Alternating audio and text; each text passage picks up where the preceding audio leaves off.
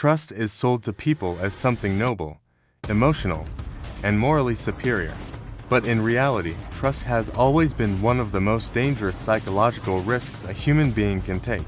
Because the moment you trust someone, you hand them access, not just access to information, but access to your expectations, your emotions, your reactions, your patterns, and most importantly, your blind spots. And once access is given, control begins to slip. Because trust is not protection, it is exposure disguised as comfort. And exposure always carries risk. Because human beings do not operate on loyalty, they operate on advantage, emotion, fear, opportunity, and self-interest. And history, psychology, and real life repeat the same lesson again and again. That people do not betray because they are evil. They betray because conditions change, power shifts, emotions fluctuate, and opportunity appears, and trust collapses the moment reality stops matching expectations, which is why trust-based systems fail under pressure, while control-based systems adapt, because control is not built on promises, feelings, or words. It is built on structure, observation, boundaries, and preparation. And preparation always outperforms hope, because hope assumes stability, while control assumes change. And change is the only constant in human behavior. And this is why the dark mindset never asks, who can I trust? It asks, what can I control? What can I limit? What can I survive if things go wrong? Because survival thinking is not negative, it is realistic, and realism keeps people alive emotionally, psychologically, and strategically, while emotional optimism makes people lazy, blind, and reactive, and most people confuse trust with strength. Because society teaches that trusting others makes you brave, open, and human. But in reality, trusting someone blindly means you are outsourcing your safety to their character, their mood, their integrity, and their circumstances, none of which you control. And giving control to something you cannot control is not strength, it is vulnerability without armor. And vulnerability without protection is an invitation for disappointment, manipulation, or betrayal. Even if unintentionally, because even good people fail when pressure is applied, temptation appears, or fear enters the equation. And this is where emotionally driven people suffer the most, because they build emotional attachment before building boundaries. And once emotional access is granted, leverage is created. And leverage is power, and power never stays unused for long, because power either gets exercised or transferred. And when you trust someone deeply, you give them the power to affect your peace, your decisions, your self-image, and your stability. And once that power exists, you are no longer in full control of outcomes, because outcomes now depend on someone else's choices. And dependency, the root of psychological weakness, because the more you need reassurance, loyalty, validation, or emotional consistency from others, the more leverage they have over you. And leverage always invites influence, pressure, and manipulation, sometimes consciously, sometimes unconsciously. And this is why people who trust too much often feel shocked when betrayal happens, because they confuse intention with outcome. And good intentions do not guarantee safe outcomes, because outcomes are shaped by behavior under pressure, not by words spoken in comfort. And this is why control is safety, because control does not rely on how people feel about you. It relies on how systems are designed around you. And systems do not get emotional. Systems do not change moods. Systems do not get tempted. Systems respond predictably. And predictability is safer than hope, because hope is emotional gambling, while control is calculated positioning. And the dark mindset understands that people behave consistently only when incentives and boundaries are clear. And when boundaries are unclear, people test limits, because human nature always explores opportunity. And this does not make people bad. It makes them human, but trusting people to rise above their nature is unrealistic, while controlling exposure to their nature is intelligent. And this principle applies everywhere. In friendships where loyalty is promised until convenience interferes. In relationships where love is declared until desire shifts. In business, where partnerships last until money pressures appear. In workplaces, where appreciation exists until competition begins.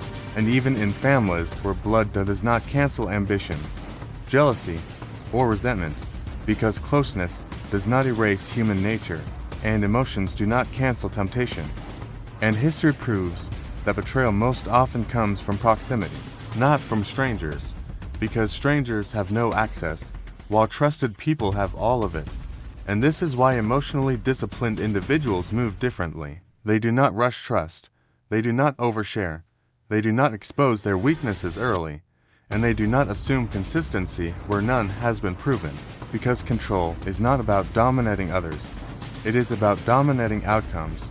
And when outcomes are controlled, betrayal loses its power, disappointment loses its damage, and manipulation loses its entry point, because manipulation only works when emotional access exists, and trust is the fastest way to give that access away, which is why emotionally reactive people are easy to read, easy to influence, and easy to exploit, because their emotions leak information constantly, while controlled individuals remain unreadable, unpredictable, and psychologically protected. And unpredictability is a form of safety, because people only attack what they understand, and they hesitate around what they cannot read. And society promotes trust not because it makes people strong, but because it makes people compliant, predictable, and easier to manage. Because a trusting person questions less, verifies less, prepares less, and resists less, while a controlled person observes, cross-checks, limits exposure, and positions themselves before acting.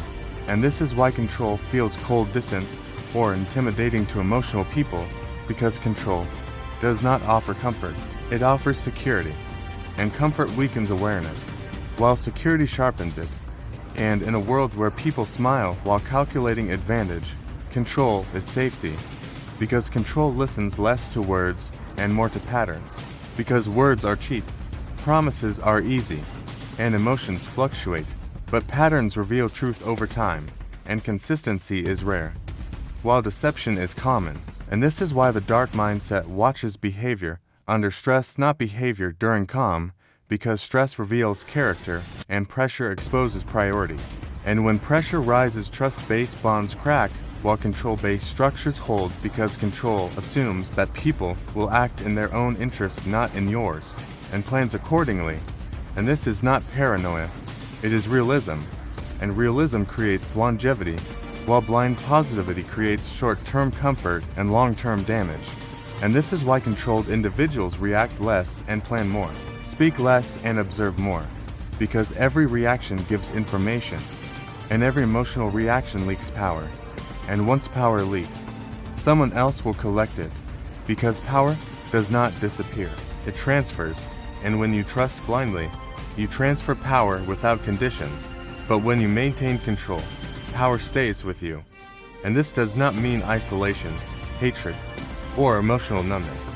It means discipline, boundaries, and emotional regulation, because true control starts internally, when you stop needing reassurance, validation, approval, or emotional guarantees from others.